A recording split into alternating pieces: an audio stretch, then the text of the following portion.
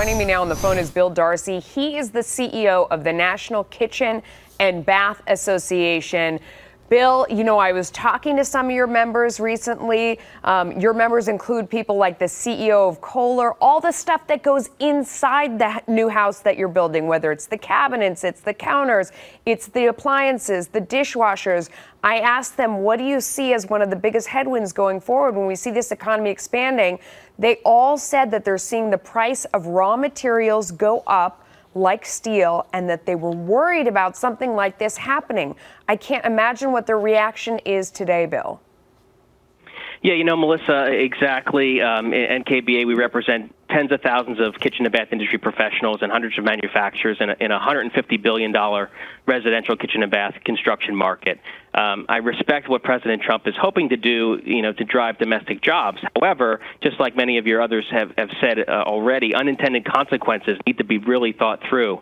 It's early to tell, and we don't want to get ahead of the details, but this certainly concerns us. Yeah, I mean, this is major raw material that goes into so many of the things. I mean, 25%. How big of a deal is that? Can they just buy U.S. steel? I mean, that's the intended consequence. It's supposed to be, well, they just have to source their materials locally rather than buying from China or anywhere else where they are dumping steel on the market. And, it's subsidized by the Chinese government. They're trying to drive U.S. steel manufacturers or out of business. How do you respond to that argument? Do we know that American production could even match the overseas supply that would be lost?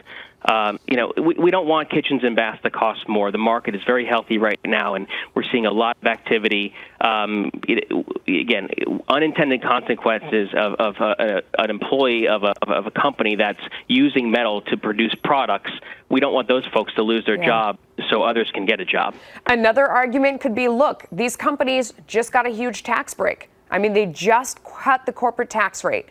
So to raise the price of their raw material, if they still want to buy it from overseas, they could source it locally and they still have that tax break. Maybe those things offset, or maybe these companies are still in the green. What do you think about that argument?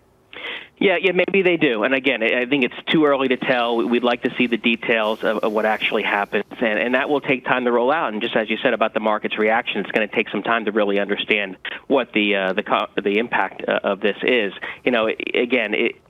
We are all about driving the market and success for the consumer in the kitchen and bath remodeling and construction area.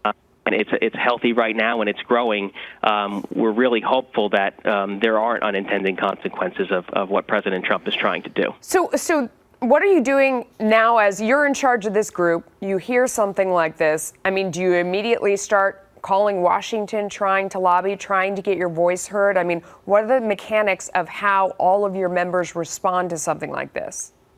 I think I've talked to some of them earlier today, and they're not even really prepared to react yet. I think they want to see what the final details look like before they even can give us input on that we could help them support opposition or whatever that would mean. So we don't know yet. Again, it's real early. Obviously, the market's reacting quickly. However, it's going to take some time, I think, for our industry to figure out how this is going to impact them in the short and long term. See, I'm surprised to hear that, because I would think that reacting like the market, they would be on the next plane to Washington and say, please, Mr. President, don't do this. It's going to hurt our industry. But you're right. Maybe cooler heads prevail.